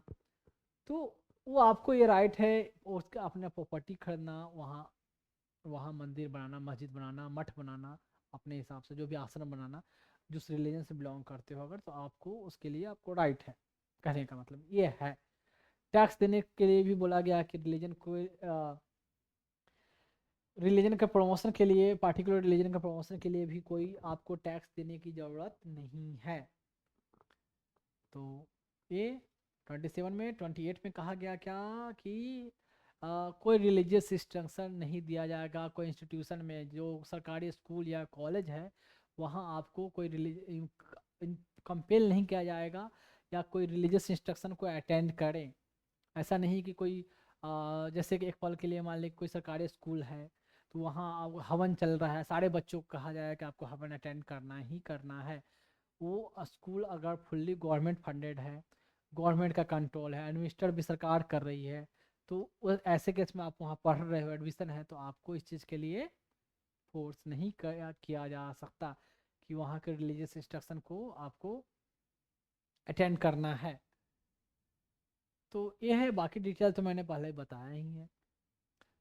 फिर है 29 में, 29 30 में देखेंगे, any section of the citizen deciding, कोई सेक्शन ऑफ द सिटीजन किसी भी इंडिया के किसी पार्ट में रह रहे हैं तो उनको राइट है कि वो अपना लैंग्वेज को, स्क्रिप्ट को, लिपि को, भाषा को और कल्चर को प्रिजर्व कर सकते हैं। तो यहाँ भी बोला गया है कि किसी भी सेक्शन की बात कही गई है, मतलब कोई भी रिलीजियस सेक्शन हो, रिलीजन से बिलोंग करने वाले या कोई लैंग्वेज से बिलोंग करने वाले, कहने का मतलब लिंग्विस्टिक सेक्शन, हमें मेन फोकस है रिलीजन पर, तो हमने ये बोला कि देखिए यहाँ भी बोला गया है कि हर कोई के लिए राइट दिया गया है, कोई रिलीजन को कह सकते हो आप प्रेफरेंस नहीं दिया गया। 30 में है वैसे एजुकेशन इंस्टीट्यूशन को एस्टेब्लिश करने का, तो ऑल माइनॉरिटी रिलीजियस और linguistics shall have the right to establish and investor educational institution of their choice. अपने हिसाब से अपना एजुकेशनल इंस्टीट्यूशन एस्टैब्लिश कर सकते हैं। तो माइनॉरिटी को राइट है कि अपना माइनॉरिटी स्कूल कॉलेज ऐसा रहता है, उनका अपना अपना क्रिश्चियन का क्रिश्चियन कॉलेज है, ऐसा क्रिश्चियन स्कूल है। CMC वेल्लोर एक मेडिकल कॉलेज है, क्रिश्चियन मेडिकल कॉलेज कहते हैं। तो खैर ऐसे बहुत सारे कॉलेज हैं स्कूल हैं, आपको आएंगे क्रिश्चियन स्कूल। आजकल तो ज़्यादा ट्रेंड चला रहा है कि बच्चों को पढ़ाना है तो क्रिश्चियन स्कूल में पढ़ाना है, क्योंकि उनकी टीचिंग स्टैंडर्ड ज़्यादा अच्छी है, क्वालिटी ज़्यादा अच्छा है, मैनेजमेंट ज़्यादा अच्छा है, बच्चों पर ज़्यादा ध्यान देते हैं और एक्स्ट्रा करिकुलर एक्टिविटी ज़्यादा करते हैं, पर्सनली बच्चों को डेवलपमेंट होता है। वहाँ के बच्चे जो होते हैं बोलने में भी एकदम फ्लुएंट इंग्लिश बोलते हैं। मैं आपको बता दूँ, और जो भी मैं पढ़ा रहा हूँ आपको मैं बिल्कुल इंग्लिश में फुल्ली पढ़ा सकता था, क्योंकि ना ना मैं कोई हिंदी बैकग्राउंड का स्टूडेंट रहा, और अब बता और बोलूँ क्या कि ना ही मैं कोई कह सकते हो कि नॉन प्रोफेशनल कोर्सेज से बिलोंग किया, और प्रोफेशनल को डॉक्टर तो ऑलरेडी रह चुका, डिफरेंट सर्विसेज से जो बिलोंग किया, और इंग्लिश में ही पढ़ा। तो मैं आपको, और अगर मैं पढ़ता भी हूँ कोई बुक या कोई न्यूज़ पेपर, मैं इंग्लिश में ही हमेशा रहा। तो लेकिन मैं फिर भी आपको हिंदी में इसलिए पढ़ा रहा हूँ कि ये मेरे हिंदी में पढ़ाने से ये डिफरेंस होगा, मतलब हिंदी में पढ़ाने से मतलब कंटेंट तो मैं इंग्लिश में दे रहा हूँ, लेकिन मैं बोल रहा हूँ हिंदी में एक्सप्लेन कर रहा हूँ, हिंदी इंग्लिश मिक्स, ताकि large section of the society इससे एडवांटेजेस हो।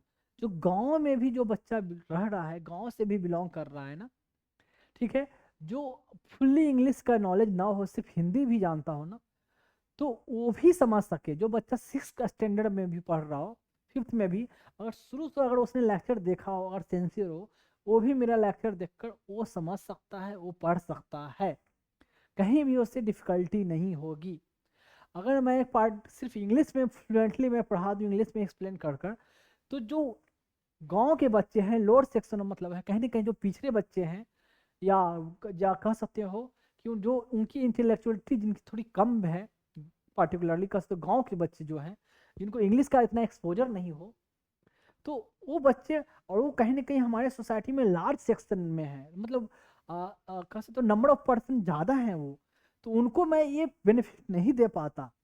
तो चूंकि हमें इंक्लूड उनको भी करना है, तो इसलिए मैंने जो आपको लेक्चर दी है या जो मैंने पढ़ाया है ना, तो ये लैंग्वेज में मैंने मिलाकर पढ़ाया है।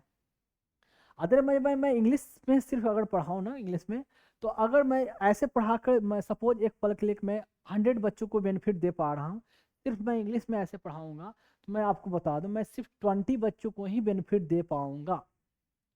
तो मेरा पर्पस सिर्फ 20 को नहीं बल्कि बल्कि सबको कवर करना, इसलिए मैं इसमें इसमें इस लैंग्वेज में मैं आपको एक्सप्लेन कर रहा हूँ। Otherwise I don't have any problem in speaking English, and I can explain you everything in English only. तो एक अमिताभ बच्चन की शायद कोई मूवी थी, क्या बोलते हैं, आई नो, कुछ इंग्लिश में ऐसे बोलता है, मतलब आई थिंक मुझे ध्यान में नहीं है, I know how to English speak English and कुछ वंडरफुल ब्यूटीफुल, ऐसे आपने देखा होगा क्या। एक मूवी का नाम है क्या नाम भी मुझे ध्यान नहीं आ रही है, मतलब कोई बात नहीं, अमिताभ बच्चन से कुछ भी पूछती, यस वंडरफुल ब्यूटीफुल ऐसे बोलता था, 2-3 इंग्लिश की वर्डें सीख ली थी, बस उसको ही बार बार बार बार बार बार बोलता था। तो ऐसा नहीं, मैं फुल्ली आपको इंग्लिश में एक्सप्लेन कर सकता हूँ, पर उन बच्चों को फ़ायदा होना चाहिए जो काफ़ी पिछड़े हैं, नीचे हैं, उनको उसको नज़र में देखते हुए मैंने एक्सप्लेन इस लैंग्वेज में की है, ठीक है। और मैं क्यों ये पढ़ा रहा हूँ, इसका पर्पस भी मैंने आपको बताया है या बताऊंगा कि खैर कभी मैं जो बाद में मैं इसका चर्चा करूंगा, आपको खुद ब खुद धीरे धीरे पता चल जाएगी, क्योंकि मेरा पर्पस पढ़ाने का प्रॉफिट ओरिएंटेड या मनी ओरिएंटेड बिल्कुल नहीं है। पर्पस क्या है वो पहले पता है, या मैं बाद में बताऊंगा, आपको पता चल जाएगी खुद ब खुद। तो खैर चलते हैं आगे, बढ़ते हैं अभी। तो क्या कहा, यहाँ तो 30 तक आ गया, 44 में देखें। 44 में अभी मैंने डिस्कस किया था ना, यूनिफॉर्म सिविल कोड की बात की थी। तो डीपीएसपी जब मैं पढ़ा रहा था तो भले स्लाइड में मेंशन ने किया था, बड़वाली मैंने बोल दिया था। तो state shall endeavor to secure inform civil code for all the citizen throughout the territory of India। तो आर्टिकल 40 में 4 में मेंशन किया गया है कि हम सेक्युलर एटमॉस्फेयर इस्टेब्लिश करने की कोशिश कैसे करेंगे, सबके लिए एक ही कानून, इन्फॉर्म सिविल कोड, कोई का पर्सनल कानून नहीं। तो 44 के जरिए भी कहीं ना कहीं सेक्युलरिज्म को एक्सप्रेस किया गया है। यूनिवर्सल एडल्ट फ्रेंचाइज मतलब कहते हैं सार्वभौम, सार्वभौम ऐसे बोला था, सार्वभौम वयस्क मताधिकार, हिंदी में थोड़ा ऐसे नाम है यूनिवर्सल सार्वभौम। मतलब यूनिवर्सल एडल्ट फ्रेंचाइज का मतलब है कि जो भी पर्सन 18 एंड 18 से एबव है, जो सिटीजन ऑफ इंडिया है, उनको क्या लेजिस्लेटिव असेंबली और लोकसभा के इलेक्शन में वोट देने का राइट है, अनटिल अनलेस कुछ ना कुछ जैसे क्लॉज हो कि अगर वो अनसाउंड माइंड के हैं, क्राफ्ट प्रैक्टिसेस में इन्वॉल्व है, कोई क्राइम में इन्वॉल्व है, या रेसिडेंस यहाँ का नहीं है, उस ग्राउंड पर उनको वोट देने का अधिकार नहीं मिल सकता। अदरवाइज यहाँ के सिटीजन हैं, 18 ईयर के हैं, तो गरीब हो अमीर हो, कोई रिलीजन से बिलोंग करते हो, आपको वोटिंग करने का, वोट देने का आपको लोकसभा के इलेक्शन में, विधानसभा के इलेक्शन में मतलब आपको वोट देने का राइट है। तो उसमें कोई डिस्क्रिमिनेट नहीं किया गया है। तो कहने की ये भी शो करता है हमारे सेकुलरिज्म टेंडेंसी को।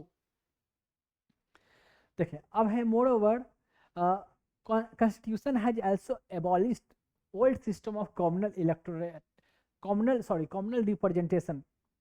तो हमने बताया था जब हिस्टोरिकल बैकग्राउंड में पढ़ाया था, तो 1909 में सबसे पहले क्या हुआ, कॉमनल रिप्रेजेंटेशन जो आप कह सकते हो कि इसकी जो सिस्टम स्टार्ट हुई, मॉर्ले मिंटो जो रिफॉर्म हुआ था, तो लॉर्ड क्या बोलते हैं, मिंटो को क्या बोला गया था कि फादर ऑफ कॉमनल रिप्रेजेंटेशन। तो 1909 में सबसे पहले मुस्लिम को कॉमनल रिप्रेजेंटेशन सेपरेट इलेक्टोरेट दिया गया था। 1919 में क्या, मुस्लिम के साथ साथ सिख को, क्रिश्चियन को, एंग्लो इंडियन को, एंग्लो क्रिश्चियन कह सकते हो, उनको भी, तो उनको भी सेपरेट इलेक्टोरेट की सेपरेट रिप्रेजेंटेशन दिया गया था 19 में। 35 में तो बाद में क्या हुआ कि ये प्रोविजन सेम चीज़ रहा, तो रिजर्वेशन दिया गया वीमेन को, डिप्रेस क्लासेस को, सेपरेट इलेक्टोरेट। जब उनकी चर्चा हुई थी तो क्या महात्मा गांधी ने क्या कर दिया था, fast to death, Poona pact, ये सब हुआ था, मैंने बताया था।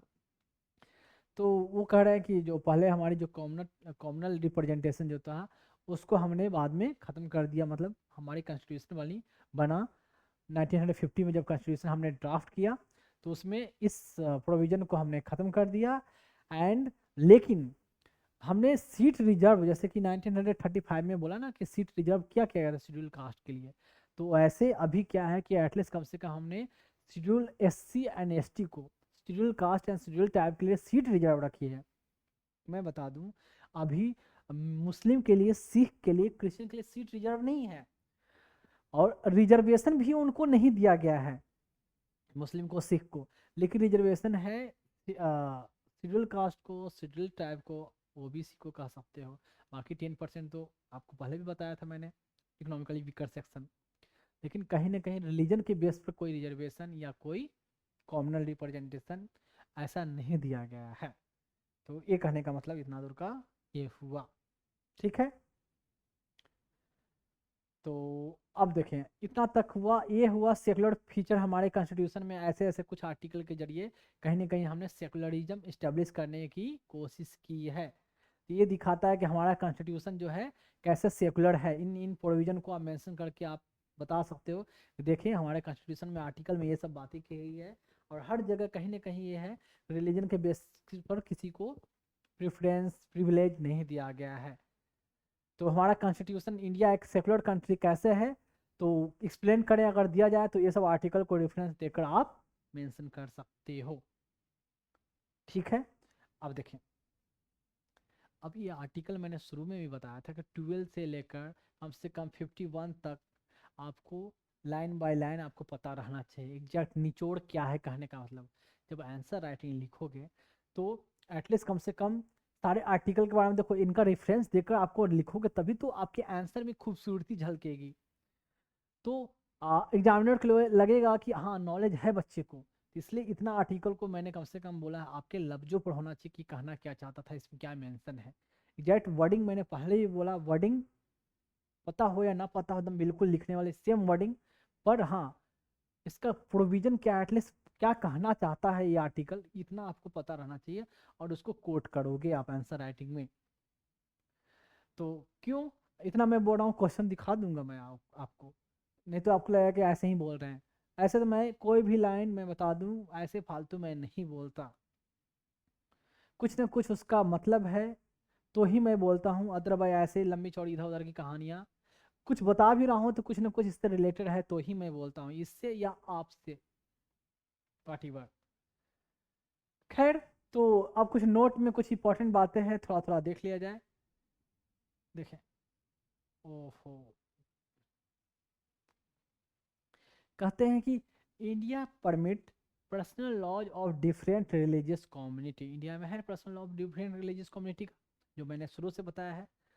तो पर्सनल लॉ किससे रिलेटेड है, ऑलरेडी मैं चर्चा कर चुका हूँ, मैरिज से, शादी से, डाइवोर्स से, मतलब तलाक से, मेंटेनेंस से, तलाक के बाद जो पैसे दिया जाता है उसको मेंटेनेंस कहते हैं, सक्सेशन से आपका उत्तराधिकारी कौन होगा, सक्सेशन आपके बाद कौन उसका संभालेगा, इनहेरिटेंस मतलब, इनहेरिटेंस मतलब कह सकते हो कि आनुवांशिक कहते हैं या कुछ, मतलब कहीं ना कहीं क्या है इससे रिलेटेड, कि इनहेरिटेंस मतलब ये जमीन उसको हुआ, सक्सेशन इनहेरिटेंस कहीं ना कहीं थोड़ी बहुत सिमिलरिटी का वर्ड है, उतना अभी इसमें घुसने की ज़रूरत अभी नहीं है।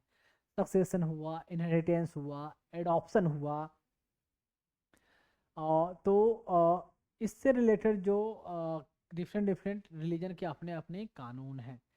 अब देखें, जैसे मुस्लिम पर्सनल लॉ जिसको शरीयत भी कहा गया है, तो मुस्लिम पर्सनल लॉ जो बनाया गया था 1937 में, तो इसका नाम है मुस्लिम पर्सनल शरीयत personal law application act, bracket में शरीयत है। फिर पारसी का वैसे ही है, पारसी का वैसे क्या है देख ले, पारसी का वैसे ही है, Parsi marriage and divorce act है 1936। आपको एग्जैक्ट ईयर की ज़रूरत नहीं है, पर ये बताने का कंटेक्स्ट मतलब है कि सबका अपना अपना पर्सनल है, पर्सनल लॉ है। फिर इंडियन क्रिश्चियन मैरिज एक्ट है 1869, सोचे बहुत पहले, मतलब 1869 मतलब गांधी जी का जन्म कब हुआ था, 1869 में, 1869 में। तो ये हुआ हिंद, और यहाँ लेकिन बार बार हिंदू मैरिज एक्ट पेपर में न्यूज में बार बार आएगा, हिंदू मैरिज एक्ट, अब मुस्लिम वाली खास कर, ये दो तो बार बार आनी है, तो ईयर के साथ आपको पता रहे तो ज़्यादा बेटर है लिखने के पर्पज से। Hindu marriage act 1955, Hindu succession act, Hindu कह सकते हो minority and guardianship act 1956, Hindu adoption and maintenance act, as well as special marriage act. थोड़ा मैं बता दूं, marriage act, Hindu marriage act शादी से रिलेटेड हुआ, हिंदू सक्सेशन एक्ट सक्सेशन से मतलब उत्तराधिकारी से रिलेटेड हुआ, Hindu minority and guardianship act, तो किसी बच्चों का गार्जियन कौन होगा, पालन पोषण कौन करेगा, उसका उत्तराधिकारी कौन उत्तरदायित्व कौन होगा, उससे रिलेटेड कहीं ना कहीं बना हुआ है। Hindu adoption and maintenance, adoption and maintenance act, किसी बच्चों को अडॉप्ट करने का भी क्या प्रोविजन है, कब अडॉप्ट कर सकते हो, कितने साल के बच्चे को अडॉप्ट कर सकते हो, कुछ कुछ ऐसे है, उसको अभी जानने की ज़रूरत नहीं है। मेंटेनेंस एक्ट, कैसे मेंटेन करना है, क्या पैसे देना है या क्या है, क्या फैसिलिटी अवेल करवाना है उसके लिए, ये है इसमें। As well as special marriage act, special marriage act होता है कि जिसमें रजिस्टर कहते हैं कि रजिस्टर्ड मैरिज की बात होती है, कि जैसे कोई लोग शादी करते हैं, आप सुना हो कि कोर्ट से शादी किया, रजिस्ट्रार के पास जाकर अपनी कोर्ट मैरिज की, और इसमें बिल्कुल सेकुलर एक्ट होता है, इसमें कोई मैं हिंदू मुस्लिम आपस में या कोई रिलीजन वाले किसी के साथ, कोई इथनिसिटी वाले, किसी कम्युनिटी वाले, किसी कास्ट वाले किसी के साथ मैरिज कर सकते हैं इस एक्ट के तहत, ये है।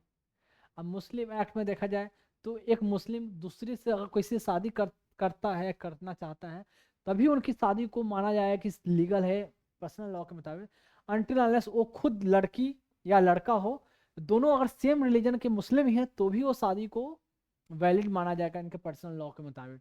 अगर कोई मुस्लिम लड़की है, अगर हिंदू लड़के से शादी करती है मुस्लिम रिवाज के जरिए भी, तो भी कहा जाएगा कि वो शादी हुआ नहीं, क्यों, शादी तभी माना जाएगा जब वो भी मुस्लिम हो तो ही, ऐसा है। लेकिन स्पेशल मैरिज एक्ट में वो हिंदू है या मुस्लिम है दोनों को कर रहे हैं। सिख हो, क्रिश्चियन हो, कोई भी रिलीजन को, किसी भी कास्ट हो, उनकी मैरिज को नल एंड वाइड, उसके मैरिज को कह सकते हो कि इलीगल नहीं माना जाएगा इस एक्ट के द्वारा। तो इस एक्ट के द्वारा फॉलो करते हुए कोर्ट में जाकर रजिस्ट्रार के सामने कोर्ट मैरिज करेंगे। जो भी डॉक्यूमेंट होगा, जहाँ भी पेपर वर्क होगा, जितने विटनेस चाहिए, साइन करना है, ये करना वो करना, जो भी प्रोसेस है वो अलग चीज़ है। तो ये है स्पेशल मैरिज एक्ट में मेंशन है। तो ये हुआ। अब देखें, सेकंड है supreme court in S R Bommai versus union of India 1994। मैंने पहले भी चर्चा किया था एस आर बोमई का केस।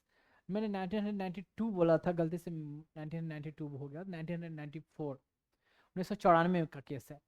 ये सुप्रीम कोर्ट ने उस जजमेंट में बोला कि सेक्युलरिज्म हमारा बेसिक फीचर है और इसको कोई कहते हैं कि इसको कोई हटा नहीं सकता, खत्म नहीं कर सकता। सेक्युलरिज्म हमारा फीचर है, बेसिक फीचर, इसको कटेल नहीं किया, कम नहीं किया जा सकता, या इसको आप खत्म नहीं कर सकते। पार्लियामेंट कोई अमेंडमेंट लाकर सेक्युलरिज्म के फीचर को समाप्त नहीं कर सकती। अब देखिए S R Bommai versus union of India case क्या था, थोड़ा बहुत बता दो। यहाँ सेक्युलरिज्म की बात क्यों आई थी समझ लो, शॉर्ट में बताऊंगा, ज़्यादा डिटेल में जानने की जरूरत नहीं है। क्या है कि एस आर बोमई क्या थे कि कर्नाटका के चीफ मिनिस्टर थे। वहाँ गवर्नमेंट थी जनता पार्टी की गवर्नमेंट थी, और सेंटर पर गवर्नमेंट था कांग्रेस का गवर्नमेंट। ये पीरियड है 1988-89 के आसपास, मतलब 90 के आसपास का, 1990 के आसपास के टाइम है। क्या हुआ क्या कि वहाँ के लगभग 18-19 एमएलए ने, मेंबर ऑफ लेजिस्लेटिव असेंबली कहते हैं, मतलब एमएलए, जो गवर्नर के पास जाते हैं और कहते हैं कि इतने लोगों का हमारा सिग्नेचर है, हम जनता पार्टी की जो गवर्नमेंट बनी हुई है उसके सपोर्ट में नहीं है, उसके खुद के विधायक। तो सरकार जो है अभी माइनॉरिटी में, सरकार के पास बहुमत नहीं है, तो आप सरकार को, आप असेंबली को डिजॉल्व करें और प्रेसिडेंट रूल लाए, मतलब कहने का मतलब। तो फिर क्या बात होता है, तो फिर अगले दिन जाकर कुछ मेंबर जाते हैं, मतलब कि भाई इसमें जो 19 लोग हैं, हमारा 9-10 लोगों का साइन, नकली साइन लिया हुआ, हमारा खुद का साइन नहीं है, तो इसलिए हम गवर्नमेंट के सपोर्ट में हैं, तो गवर्नमेंट माइनॉरिटी में नहीं है। फिर वो प्रेसिडेंट के पास गवर्नर जाता है, गवर्नर बताता है कि वहाँ सरकार सही तरीके से नहीं चल रही है, वहाँ सरकार को सपोर्ट नहीं है, तो सरकार को आप गिराइए, आप प्रेसिडेंट रूल लाया जाए। तो क्योंकि उसमें बहुत क्लैश चल रहा था कि जैसे देखेंगे कि सेंट्रल में जिसकी गवर्नमेंट रहेगी ना, और स्टेट में अपोजिशन पार्टी की, कोई ना कोई बहाना लगा कर प्रेसिडेंट रूल लगा देना, सरकार गिरवा देना है, असेंबली डिजॉल्व करवा देना है कि, और वहाँ सरकार को अब फिर प्रेसिडेंट रूल लगाना है। प्रेसिडेंट रूल का मतलब प्रेसिडेंट पावरफुल होगा। तो प्रेसिडेंट अल्टीमेटली क्या होता है, प्रेसिडेंट काउंसिल ऑफ मिनिस्टर के सुनते हैं, काउंसिल ऑफ मिनिस्टर जिस पार्टी की रहेगी सेंटर पर उसका सुनेंगे। तो कहीं ना कहीं अपोजिशन को दबाने का बार बार ऐसे उस समय चला जा रहा था, उस समय परंपरा कहो जो चलाई जा रही थी। कांग्रेस की गवर्नमेंट जब थी, कहते हैं कि 1900 इंडिपेंडेंस के बाद 1967 तक तो सही से चला, उसके बाद से बहुत सारे स्टेट में, उस समय तक सारे स्टेट में, मैक्सिमम स्टेट में कांग्रेस की गवर्नमेंट थी। बाद में हुआ कि धीरे धीरे रीजनल पार्टी का डेवलपमेंट हुआ, ग्रोथ हुआ, और डिफरेंट डिफरेंट स्टेट में रीजनल पार्टी की गवर्नमेंट बनना शुरू हुआ। तो ऐसा हुआ, फिर नया, फिर ऑपोजिशन क्रिएट हुआ, ऑपोजिशन पार्टी बना जनता पार्टी, जानते हैं, धीरे धीरे जनता पार्टी, जनता दल, फिर आप देख रहे हो, फिर AIDMK, DMK, फिर बीजेपी का फॉर्मेशन, फिर लालू की पार्टी, फिर समाजवादी पार्टी, फिर नीतीश की पार्टी, ऐसे ऐसे डिफरेंट डिफरेंट पार्टियां बाद में नए नए तरीके से बनते गई। तो सेंटर में अगर जैसे कि कांग्रेस है, तो अगर अपोजिशन का गवर्नमेंट, मतलब दूसरी पार्टी का गवर्नमेंट कोई स्टेट में है, तो कांग्रेस क्या करती थी, कोई ना कोई ग्राउंड लगा कर वहाँ प्रेसिडेंट लगा दे। फिर मोरारजी देसाई की गवर्नमेंट आई तो उसने भी यही काम किया कि वहाँ से हटाओ, वो अपोजिशन का गवर्नमेंट है तो वहाँ भंग करो और प्रेसिडेंट रूल लगाओ। ऐसी कहानी चलता जा रहा था। 88, 90, 1988, 89, 90 भी ऐसे चल रहा था। तो एस आर बोमई वहाँ के चीफ मिनिस्टर थे, उनकी गवर्नमेंट ऐसे गिरा दी गई और प्रेसिडेंट रूल लगाया गया। जब जब ये हाई कोर्ट पहुंचे वहाँ, मतलब आप कह सकते हो बेंगलोर हाई कोर्ट का पहुंचे, तो वहाँ कोर्ट ने इनकी बात, मतलब एस आर बोमई की बात को सुना नहीं मतलब सपोर्ट नहीं किया, और बोला कि नहीं, प्रेसिडेंट रूल जो है लगाया गया है वो नल एंड वाइड नहीं है, ठीक है। तो उसको मतलब उसको मतलब कह सकते हो आपकी उसको उस पर कोई ऑब्जेक्शन कोर्ट ने नहीं लगाया। बोमई पहुंचे कहाँ, यहाँ सुप्रीम कोर्ट। उस समय और क्या चल रहा था, 1992 के टाइम में, आपको पता है बाबरी मस्जिद डिमोलिशन, तो उस समय बाबरी मस्जिद डिमोलिशन हुआ तो राजस्थान में, मध्य प्रदेश में, हिमाचल प्रदेश में, यहाँ भी दूसरी पार्टी की गवर्नमेंट थी। तो कांग्रेस ने यहाँ भी इस आधार पर भी कहा, क्या बेस पर, कि भाई हिंदू मुस्लिम का दंगा यहाँ हो रहा है, यहाँ सेकुलरिज्म खतरे में है, ठीक है, इस आधार पर यहाँ भी प्रेसिडेंट रूल लगा दिया गया। उसी पर टाइप से देखा जाए तो मेघालय में, नागालैंड में, कुछ ऐसे नॉर्थ ईस्ट के एक दो स्टेट में भी ऐसा कहानी चला, वहाँ भी प्रेसिडेंट रूल लगा दिया गया। तो जब बम्बई पहुंचे सुप्रीम कोर्ट में, तो इसके प्रेसिडेंट रूल के जो कि ऐसे तरीके से कोई भी कहीं भी गवर्नमेंट है जो सेंट्रल वाली गवर्नमेंट प्रेसिडेंट रूल लगा दे रही है, तो क्योंकि सारे लोग कहीं ना कहीं हाई कोर्ट में अप्रोच कर रहे थे ये, तो सुप्रीम कोर्ट ने सारे लोगों के केस को एक जगह कंपाइल करके बोला कि अब मैं ही सुनूंगा। जब सुप्रीम कोर्ट जब सुनना शुरू किया, तब सुप्रीम कोर्ट ने डिसाइड किया कि एक गाइडलाइन होनी चाहिए कि किस बेसिस पर आप प्रेसिडेंट रूल लगा सकते हो। रैंडमली आर्बिट्रेट तरीके से, बिना कोई रीजन का या बिना सफिशिएंट सॉलिड एविडेंस का प्रेसिडेंट रूल आप लगा नहीं सकते, प्रेसिडेंट रूल आप इन्फोर्स नहीं कर सकते। मतलब प्रेसिडेंट रूल प्रोक्लेम नहीं किया जा सकता, कहने का मतलब प्रोक्लेम वर्ड यूज होता है, प्रोक्लेमेशन ऑफ प्रेसिडेंट रूल। आपको जब लिखना है तो प्रोक्लेमेशन वर्ड यूज करना है। तो उसमें फिर ये ऐसे सुप्रीम कोर्ट ने जजमेंट में बोला कि जो सेकुलरिज्म की बात क्यों होगी, कि वहाँ जो बाबरी मस्जिद वाले जो तोड़ा गया, और राजस्थान में और हिमाचल प्रदेश में, एमपी में कहीं ना कहीं बीजेपी की गवर्नमेंट थी, कंडीशन बहुत वोलेटाइल चल रहा था, तो उस आधार पर बनाया गया था, प्रेसिडेंट रूल लगाया गया। तो तब वर्डिंग इस्तेमाल कर दिया, secularism is the basic feature of the constitution. Otherwise मैं ये नहीं समझाता था आपको, कहता कि sir Mumbai case president rule से सिर्फ रिलेटेड था कर्नाटका का, तो इसमें कहाँ सेकुलरिज्म की बात आ गई, तो सेकुलरिज्म का चर्चा हुआ।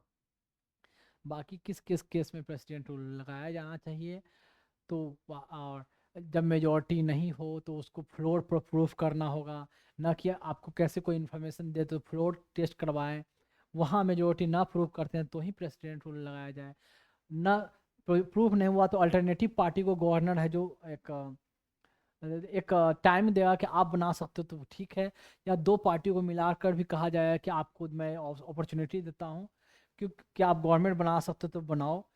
मैक्सिमम कोशिश की जाएगी कि गवर्नमेंट बनाया जाए, ना कि प्रेसिडेंट रूल लगाया जाए। तो बार बार इलेक्शन करवाना या प्रेसिडेंट रूल लगाना ये डेमोक्रेसी के अगेंस्ट है, तो ऐसे प्रोविजन लाए गए।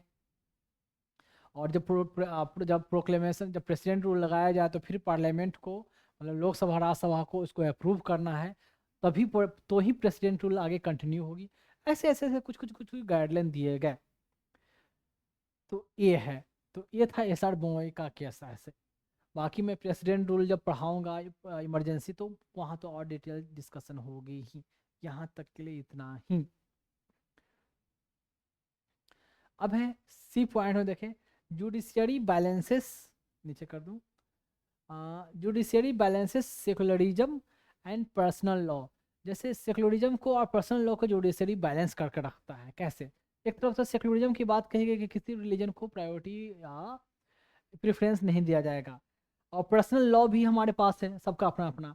तो इस दोनों को बैलेंस कैसे करना है, कुछ एग्जाम्पल देखो। शाहबानो का केस 1985 में, तो ये जो केस था 1985 1985 का केस था शाहबानो का। तो पूरा केस का नाम है मोहम्मद अहमद, इनके हस्बैंड थे, वर्सेस शाहबानो बेगम, 1985। दूसरा केस है साबरीमाला केस, 2018 का केस है, जिसको नाम पूरा केस जो है उसका नाम है उसका नाम है इंडियन यंग लॉयर, देखें, Indian young lawyer association versus state of Kerala. तो इसमें ये देखें कि यहाँ पर्सनल लॉ को भी देखा गया और सेकुलरिज्म को। कैसे? पहले मैं बता दूं, शाहबानो का केस, तो पहले आगे मैं पिक्चर दिखा दूं। ये है शाहबानो, काफ़ी ओल्ड आई थिंक उस समय के हिसाब से 60 साल के आसपास की एज है शाहबानो बेगम। ये है। और कोई पिक्चर है क्या इनके बारे में? नहीं, ये है शाहबानो बेगम। क्या हुआ था क्या कि शाहबानो बेगम लगभग 30-32 में ही उनके हस्बैंड के साथ इनकी शादी होती है। 5 बच्चे होते हैं। ठीक है, 5 बच्चे हैं इनके शाहबानो बेगम के। और हस्बैंड क्या है कि उस समय हस्बैंड तलाक दे देता है। ट्रिपल तलाक जो है मुस्लिम में, जो पर्सनल लॉ में जो मेंशन है, ट्रिपल तलाक के जरिए इनको तलाक दे देता है। ठीक है, डाइवोर्स देने के बाद इनको 200 रुपये पर महीने की जो है कि पैसे देते हैं इनको मेंटेनेंस के लिए, कि बीवी जो कि कमाती नहीं है तो उनको मेंटेनेंस देना है लॉ के मुताबिक।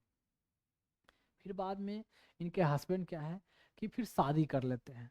शादी कर लेते हैं तो अब है जो पैसे हैं जो देना, या तो बंद कर देते हैं या शायद बंद कर देते हैं। हाँ, पैसा देना बंद कर देते हैं इनको मेंटेनेंस के लिए। कोर्ट पहुंचती है तो कोर्ट ने कुछ डिसाइड किया कि हाँ भाई 25 रुपये तक कम से कम मेंटेनेंस तुमको देना है। पर इससे खुश नहीं होती, इससे मेरा क्या हो जाएगा। हाई कोर्ट पहुंचती है, हाई कोर्ट ने भी कोई बहुत ज़्यादा एक्शन नहीं लिया। हाई कोर्ट ने 175 रुपये, कुछ 175 रुपये 185 रुपये ऐसा डिसाइड किया कि इतना आपको मंथली देना है। उस समय के हिसाब से ये अमाउंट भी अच्छा अमाउंट था। तो फिर इनका हस्बैंड पहुंच जाता है, भाई भाई इतना भी पैसा मैं नहीं दूंगा, क्योंकि उनका हस्बैंड ऑलरेडी एक और नया शादी कर लेता है। तो भाई मेरे पास पैसे नहीं है, मैं दूंगा नहीं, और हमारा पर्सनल लॉ इस बात के अलाउ नहीं करता कि अगर मैंने दूसरी शादी कर ली तो मैं उनको पैसे वैसे देने का प्रोविजन नहीं है। ऐसे ऐसे मैटर था। तो फिर वो सुप्रीम कोर्ट में जब मैटर जाती है तो सुप्रीम कोर्ट भाई क्या करता है कि नहीं, आपको इनको 5 बच्चे की माँ है, बच्चे को भी इनको ही संभालना है। बच्चे के जो 18 साल से अगर कम उम्र के बच्चे हैं तो उनका गार्जियन उनको केयर करने का राइट दिया जाता है, मदर को दिया जाता है। तो आपको अमाउंट पैसे जो है आपको देना होगा। तो अगर आप नहीं देते हो तो इनके साथ इनजस्टिस है, तो फीमेल का कहीं ना कहीं एक्सप्लॉयटेशन है। तो इस बात को देखते हुए साहबानों को जो उनकी जो पैसे मेंटेनेंस के लिए देने वाली थी उनको देने का प्रोविजन सुप्रीम कोर्ट कहती है कि आपको मेंटेनेंस का अमाउंट देना पड़ेगा। तो ये था साहबानों का केस।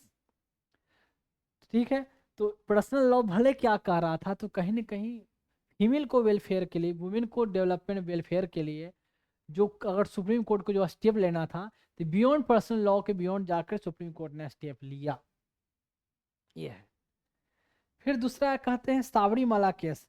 तो टॉपिक खत्म होने के बाद मैं बता दूं, थोड़ा सा मैं अपने चैनल के बारे में कोई प्रमोट एडवर्टाइज नहीं कर रहा, बस थोड़ा सा बताना पड़ता है।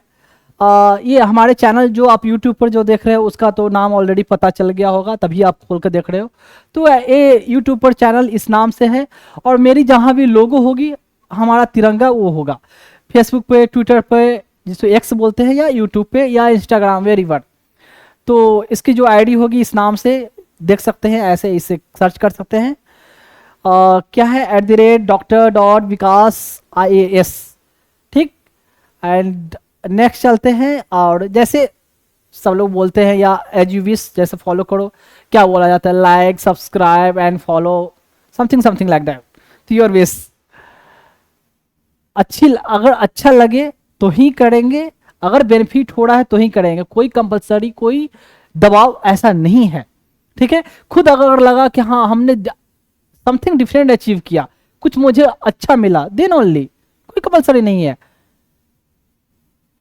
और जो मैंने कोशिश की है बेस्ट से बेस्ट देने की, मैंने अपने बच्चों के लिए कोशिश की है। और ये इंस्टाग्राम का है, तो इंस्टाग्राम का ये लोगो, जैसे यहाँ यूट्यूब का लोगो था, ये इंस्टाग्राम का लोगो है। और जो हमारी जो आईडी है ये पता नहीं है, थोड़ा आगे पीछे हो गया है, इसमें एक साथ होनी चाहिए था, पता नहीं, मैं स्लाइड में करता हूँ तो ये आगे पीछे हो जाता है, मैंने पहले भी बताया है। तो एक साथ में ही होगी, Dr.Dr. Vikas_IAS।